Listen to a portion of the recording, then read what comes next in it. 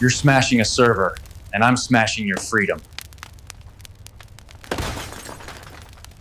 I never liked birthday parties, especially when I'm the clown.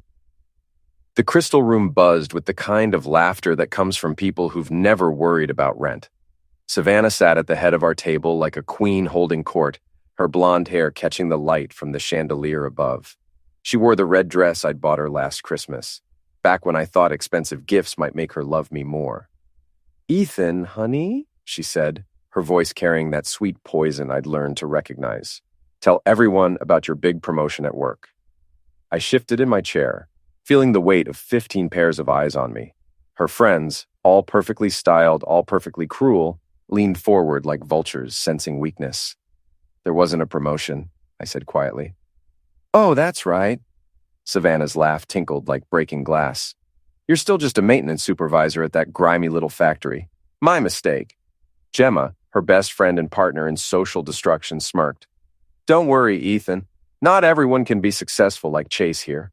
She gestured to the pretty boy sitting 3 seats down, who'd been stealing glances at my wife all evening. Chase Larkin, trust fund baby, perfect teeth. The kind of guy who'd never worked a day in his life, but somehow owned half the city. He raised his champagne glass in mock salute.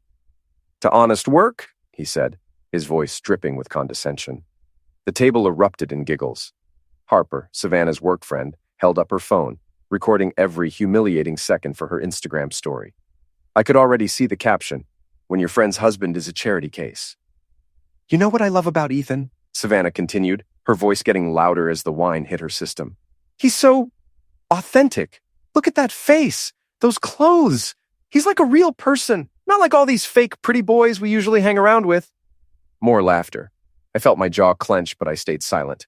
Let her have her moment. "I mean, seriously," she went on, gesturing wildly with her wine glass. "When I married him, people thought I was crazy. Savannah, they said, you could do so much better. But I believe in charity work." The words hit like physical blows. 5 years of marriage, and this was what I meant to her. A charity case, a pity project. "A man like you should be grateful I even dated you," she said, her green eyes glittering with malice. "Let alone married you." I looked around the table at their faces. Some amused, some uncomfortable, all watching the show. Chase was practically glowing with satisfaction. That's when I noticed it, the way his hand brushed against Savannah's when she reached for her purse. The knowing look they shared when they thought no one was watching. The pieces clicked into place. The late nights at the gym. The new lingerie I'd never seen her wear. The way she'd started criticizing everything about me with surgical precision. The waiter appeared with the check. $3,000 for dinner and drinks. Savannah pushed it toward me without looking. "Happy birthday to me," she said, raising her glass. "And thank you to my sweet husband for picking up the tab. Again." I pulled out my credit card, the one that would probably be maxed out after this, and handed it to the waiter. My hands were steady, my voice calm. "Happy birthday, Savannah." She leaned over and kissed my cheek, a performance for the audience. See, he's not completely useless. As we left the restaurant, Chase made sure to walk close behind me. When I reached my beat-up truck, he stepped forward and spat on the hood. "Oops," he said, grinning. "Must have slipped." I looked at the saliva sliding down my windshield, then at his smug face. Then I smiled. "No problem," I said, getting into the truck. "Happens to the best of us." I drove home alone. Savannah had gotten a ride from Gemma, and sat in my dark kitchen, staring at my phone. No messages, no calls, not even a thank you for the $3,000 dinner. At 6:47 a.m., my phone started ringing. Then it didn't stop. By the time I fully woke up, I had 139 missed calls, 67 voicemails, and 203 text messages, all from the same law firm, Hartwell, Morrison, and Associates. The first voicemail was formal. "Mr. Callahan, please call us regarding your uncle's estate." The fifth was urgent. "Mr. Callahan, it's imperative that you contact us immediately." The 20th was practically begging. "Mr. Callahan, you've inherited $25 million and controlling interest in Callahan Industrial. Please call us back." I sat on the edge of my bed, staring at my phone. Uncle Frank, Dad's older brother, the one who'd disappeared when I was 12, the family black sheep who'd supposedly blown his inheritance on bad investments and worse women. Turns out Uncle Frank had been busy. Callahan Industrial sat on the outskirts of town like a sleeping giant. I'd driven past it 1,000 times, never knowing it belonged to my family. The main building stretched 3 city blocks, with smokestacks reaching toward the gray morning sky. Mick O'Brien met me at the front gate. He was built like a refrigerator with arms, his weathered face split by a grin that could sell insurance to a corpse. "You must be Frank's nephew," he said, crushing my hand in his grip. "I'm the foreman. Been waiting 30 years for someone from the family to show up." 30 years? Frank hired me when I got back from Desert Storm. Good man, your uncle. Weird as heck, but good. Come on, let me show you around. The factory was massive. 3 shifts, 400 employees, contracts with half the manufacturers in the Midwest. Uncle Frank had built an empire while living like a hermit. "Why didn't anyone know about this?" I asked as we walked through the main production floor. "Frank was paranoid about family," Mick explained, shouting over the machinery. "Said his brother, your dad, had married a gold digger who'd poisoned the well. He wanted to wait until he found someone worthy." We climbed the stairs to the executive offices. Through the windows, I could see the entire city spread out below us. "Guess he found his guy," Mick said, handing me a set of keys. "These are yours now, boss." Boss. I'd never been anyone's boss before. My phone buzzed. A text from Savannah. "Where are you? We need to talk about last night." I showed Mick the message. He read it and snorted. "Your wife? For now." Frank mentioned her once. Said she had the look of a woman who would sell her grandmother for a designer purse. I was starting to like Uncle Frank. Marla Hendricks arrived at noon. She was 60-something, sharp as a razor, and dressed like she could buy and sell half the city before lunch. "Your uncle was a smart man," she said, settling into the conference room chair. "He saw this coming from a mile away." "Saw what coming?" "Your wife's betrayal. He had her investigated 2 years ago." She slid a manila folder across the table. Inside were photographs, bank records, and a private investigator's report. Savannah and Chase at hotels. Savannah using my credit cards to buy him gifts. Savannah laughing with her friends about her charity case husband at places I'd never been. "He wanted you to have options when the time came," Marla said. "Speaking of which, I assume you'll be filing for divorce?" I stared at a photo of my wife kissing another man in the parking lot of the very restaurant where she'd humiliated me. "Yes." "Good. I've already prepared the paperwork. We can freeze her access to your accounts immediately and change the locks on any properties you own." "I don't own any properties." Marla smiled. "You do now. Your uncle left you his house, a cabin in Colorado, and a condo in Miami, plus the factory, the bank accounts, and a rather impressive stock portfolio." I felt like I was dreaming. Yesterday, I was a maintenance supervisor married to a woman who saw me as a charity case. Today, I was worth $25 million and owned the biggest factory in the city. "There's one more thing," Marla said. "Your uncle left specific instructions about your wife." "What kind of instructions?" "He wanted you to have the option of, how did he put it, giving her enough rope to hang herself. We have evidence of adultery, fraud, and emotional misuse. If she wants to play dirty, we can bury her." I thought about last night, the laughter, the humiliation, the way Chase had looked at me like I was something stuck to his shoe. "Let's see what she does first," I said. "I have a feeling she's going to make this easy for us." As if summoned by my words, my phone rang. Savannah. "Where the heck are you?" she snapped without preamble. "I've been calling all morning." "I'm at work." "Well, get home. We need to discuss your behavior last night." "My behavior?" "You embarrassed me in front of my friends, sitting there like a lump, making everyone uncomfortable. I work with these people, Ethan. I have a reputation to maintain." I looked out the window at my factory, my employees, my empire. "We'll talk when I get home," I said, and hung up. Mick was grinning. "This is going to be fun, isn't it?" "I think it might be." Rosa Martinez had been cleaning the factory offices for 15 years. She was small, quiet, and had the kind of eyes that missed nothing. She also, as I discovered, had a talent for being in the right place at the right time. "Mr. Callahan," she said, appearing in my doorway like a ghost. "I need to tell you something." It was my 3rd day as owner, and I was still getting used to people calling me Mr. Callahan instead of "Hey, you." "What is it, Rosa?" She glanced around nervously, then stepped into the office and closed the door. "Your wife," she said. "She's been here." "Here? At the factory? 3 times in the last month. With that pretty boy, the one with the expensive car. Chase. Of course. What were they doing?" Rosa's cheeks reddened. "Things married people should do, but not married people married to other people." She pulled out her phone and showed me a photo. Savannah and Chase in the factory parking lot, pressed against his BMW, completely oblivious to the world around them. I was emptying trash from the security office when I saw them, Rosa explained. Figured someone should know. I studied the photo. The timestamp showed it was taken 2 weeks ago while I was working my old job across town, completely unaware that my wife was using my family's property for her affair.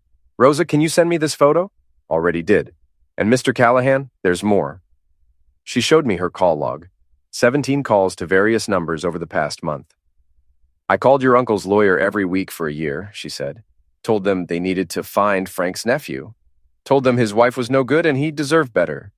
You did that for me? Frank was a good man. He talked about you sometimes. Said you were the only family member who ever really mattered. She paused. He also said your wife would show her true colors eventually.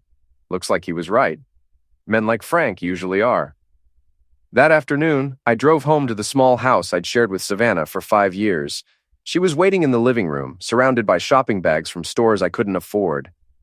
Finally, she said without looking up from her phone. Do you have any idea how humiliating it was to have my credit card declined at Nordstrom today? I changed our banking arrangements. You what? Her head snapped up, eyes flashing. I moved my money to a different account. You'll need to use your own funds for shopping. My own funds? Ethan, I don't have any money. You know I spend everything I make on maintaining my appearance. That's an investment in both of us. I sat down across from her, studying her face. She was beautiful. There was no denying that. But it was the kind of beauty that required constant maintenance, constant feeding, constant worship. Why don't you ask Chase to help with your shopping? I said quietly. The color drained from her face. What are you talking about? I pulled out my phone and showed her Rosa's photo. Savannah stared at it for a long moment, her mouth opening and closing like a fish. That's not what it looks like. What does it look like? He was upset about something. I was comforting him. By sticking your tongue down his throat? Her shock was already transforming into anger. It was fascinating to watch. How dare you have me followed? I didn't have you followed. You were just careless. This is ridiculous. So what if I have friends? So what if I need attention from someone who actually appreciates me? Look at yourself, Ethan. Look at what I have to come home to every day. I am looking, I said, and I'm filing for divorce. Divorce? She laughed, but there was panic in her eyes. On what grounds? Adultery, fraud, take your pick. You can't prove anything. I can prove you've been using our credit cards to buy gifts for your boyfriend. I can prove you've been meeting him at my family's property. And I can prove you've been telling people our marriage is a charity case. Your family's property? Ethan, what are you talking about? I stood up and walked to the window. I inherited some things recently, including the factory where you've been playing house with Chase. You inherited how much? Enough. I could practically hear the gears turning in her head. The anger was fading, replaced by something much more dangerous. Calculation. Ethan, honey, she said, her voice suddenly soft. I think we need to talk about this. Really talk. Maybe we've both made mistakes. Maybe we have.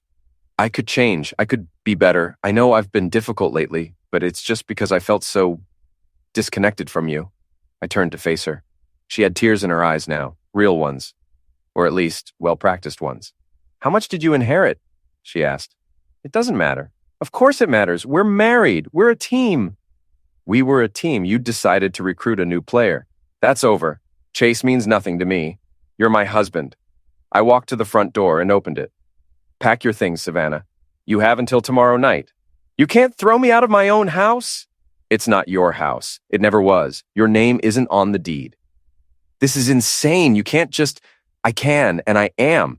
She stared at me for a long moment, and I saw her make a decision. The tears disappeared. The soft voice hardened. Fine, she said. But this isn't over. You think you can just throw me away like garbage? You think you can humiliate me in front of my friends and then kick me out? You have no idea who you're dealing with. Actually, I said, I think I'm finally figuring that out. After she left, I sat in my quiet house and called Mick. How'd it go? He asked. About like you'd expect. She's going to fight dirty. I'm counting on it. Good. Because I have a feeling this is just the beginning. He was right. The real war was about to start. Paige Callahan was my cousin on my father's side, and she had the kind of mind that could turn a grocery list into a power move. At 28, she ran social media for 3 major brands and had a following that most influencers would end for. She also had absolutely no patience for people who messed with family. "Let me get this straight," she said, scrolling through her phone as we sat in my new office. "Your wife humiliated you in public, cheated on you with trust fund boy, and now she's trying to destroy your reputation?" That's the summary, yes. And she doesn't know about the inheritance? Not the full extent, Paige grinned. It was not a pleasant expression. Oh, this is going to be fun. What's her social media presence like? I showed her Savannah's Instagram. 15,000 followers, perfectly curated photos, comments full of worship from other social climbers. Basic, Paige said dismissively, but workable. What about the boyfriend? Chase's profile was even more predictable. Gym selfies, expensive cars, motivational quotes about success from someone who'd never worked for anything. God, I hate these types, Paige muttered. Okay, here's what we're going to do. We're going to let them hang themselves, but we're going to provide the rope. She spent the next hour explaining her strategy. It was diabolical. The key is patience, she said. Let them make the first move. Let them look like the aggressors. Then we respond with facts, just facts, and let the internet do the rest. We didn't have to wait long. That evening, Harper posted a video on her Instagram story. It showed me at Murphy's bar, sitting alone with a beer, looking tired. The caption read, "When you realize your wife is too good for you, #sadhubby, #realitycheck, #know your worth." The video had been edited to make me look pathetic. They cut out the part where I'd been laughing with Mick about factory stories, and the part where I'd bought drinks for a table of construction workers celebrating a birthday. Within an hour, it had been shared 500 times. Paige called me at midnight. "You see Harper's little production?" "Yeah, perfect. Now we respond." She'd already created a TikTok account for me, at Ugly Butt Loaded. The first video was simple. Me in my factory office wearing a hard hat with the caption, "When your wife calls you ugly, but you own the building where she cheated." It went viral in 6 hours. The comments were brutal. This man just won the divorce. Imagine cheating on someone and finding out they're your boss. Plot twist of the century. She's about to learn what for richer or poorer really means. By morning, I had 50,000 followers and 3 interview requests from local news stations. Savannah called at 7 a.m. screaming, "What the heck is this video? You own a factory? Since when?" "Since my uncle died and left it to me." "Your Uncle Frank? The loser who disappeared?" "That loser was worth $25 million. Silence. Then, "We need to talk." "We are talking in person. This is ridiculous. We can work this out." "There's nothing to work out. My lawyer will be in touch." I hung up and immediately got a text from Paige. "Check Savannah's Instagram." She'd posted a photo of herself looking sad and beautiful with a long caption about misunderstandings and working through difficult times and not believing everything you see on social media. The comments were not going her way. "Girl, you cheated? Own it. Too late for the victim act. Your husband seems like a catch. You fumbled. This is what happens when you mistake kindness for weakness." By noon, Gemma had joined the fight, posting a series of stories defending Savannah and attacking me. She called me manipulative and claimed I was toxic in every possible way, even suggesting that my sudden wealth was suspicious. That's when Paige decided to escalate. She released the screenshots. Text messages between Savannah and Gemma obtained through methods Paige refused to explain. Messages where they laughed about my appearance, planned ways to spend my money, and discussed how to manage me to get what they wanted. The most damaging one was from 3 months ago. Savannah. Sometimes I look at him and wonder what I was thinking. Like, I know I can do better. Gemma. But can you do better financially? He pays for everything. Savannah. True. And he's so pathetic, he'll never leave me. I could probably cheat on him openly, and he'd still pay my credit card bills. The internet exploded. #Savannah Callahan started trending, but not in the way she wanted.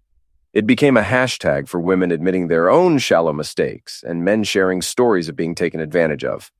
My follower count hit 200,000. Chase, meanwhile, had made the mistake of posting a gym selfie with the caption, "Success attracts haters." The comments were savage. "Success? Your trust fund doesn't count. Imagine being this confident about stealing another man's wife." The only thing you've successfully done is prove that money can't buy class. That evening, I was having dinner with Mick and Marla when my phone started buzzing. Chase was calling. Answer it, Marla suggested. Put it on speaker. Listen, you piece of garbage, Chase's voice filled the restaurant. I don't know what game you're playing, but it ends now. What game is that? I asked calmly. This social media BS, making Savannah and me look bad. I haven't made you look like anything. I've just told the truth. The truth? You want to talk about truth?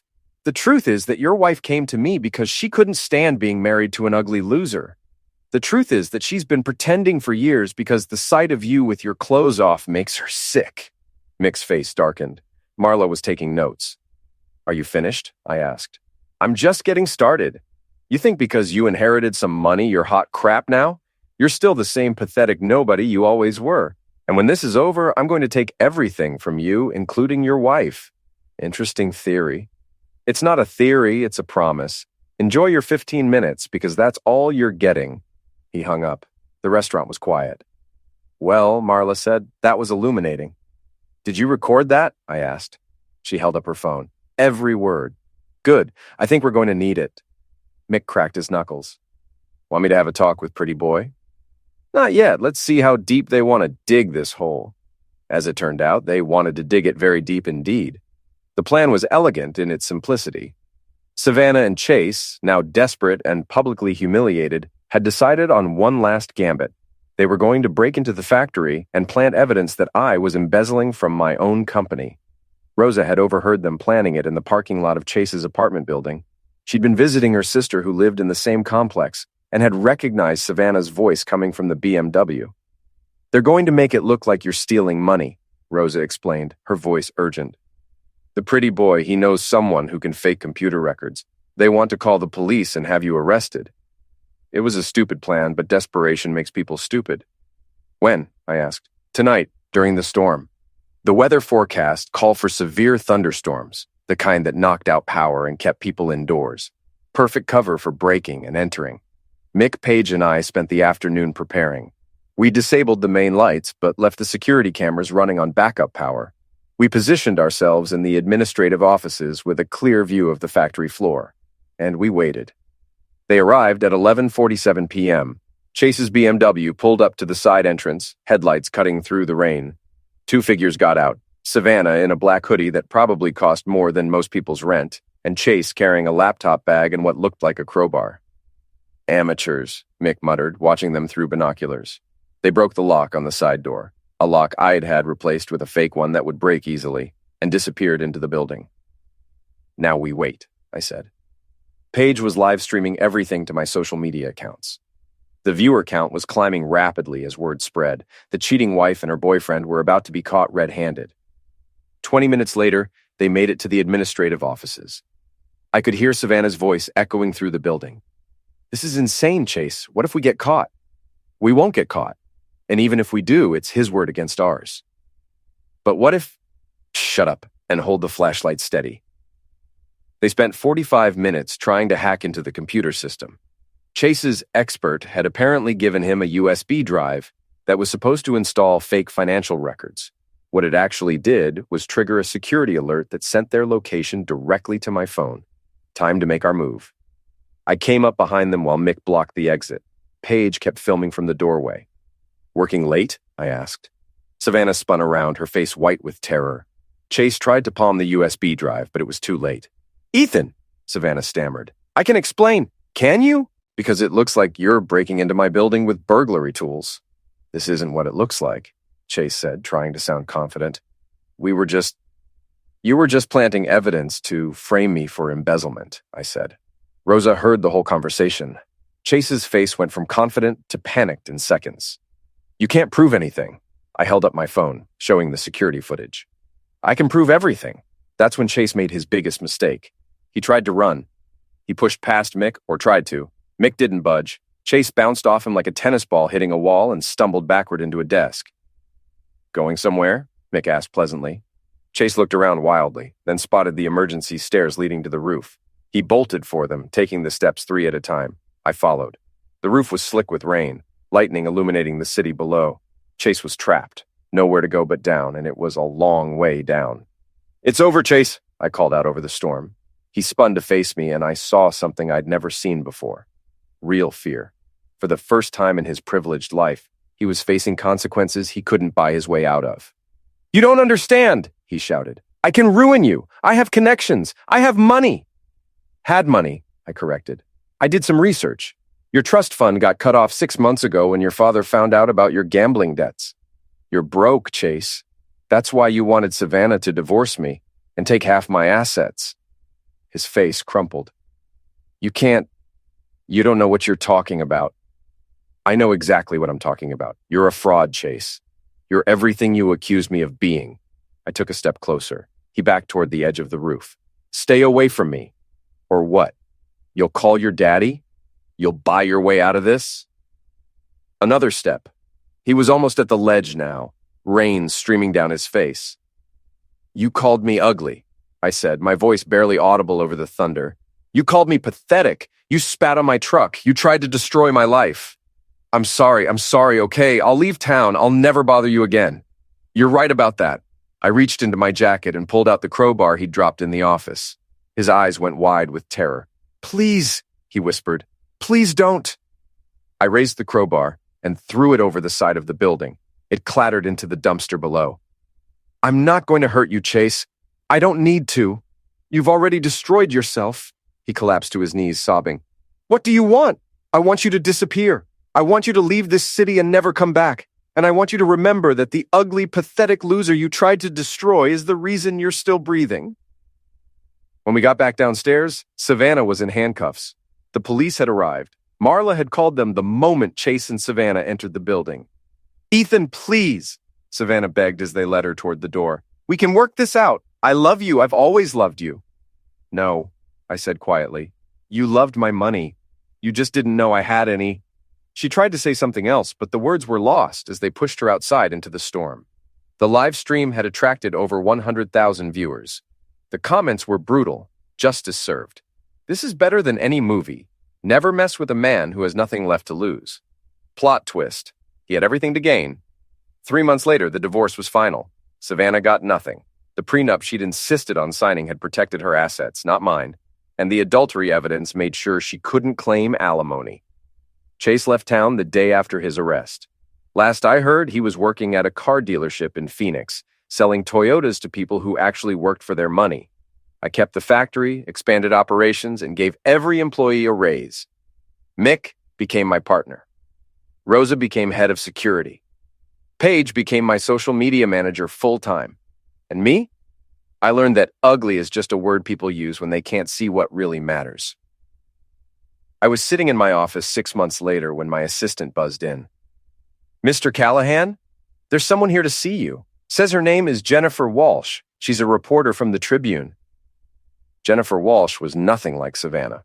She was pretty in a natural way, with intelligent eyes and a smile that seemed genuine. She wore jeans and a simple blouse, and she looked at me like I was a person worth knowing. "I'm writing a story about second chances," she said, "about people who overcame adversity and found success. I was hoping you might be willing to share your story." I looked out the window at my factory, my employees, my empire built on the ashes of my old life. "I'd be happy to," I said, "but I should warn you, it's not a pretty story." She smiled. "The best ones never are." As she set up her recorder, I thought about Uncle Frank and Rosa and Mick and all the people who'd seen something in me when I couldn't see it myself. "So," Jennifer said, "tell me about the night your life changed." I leaned back in my chair and smiled. "It started with a birthday party," I said, "and it ended with the last laugh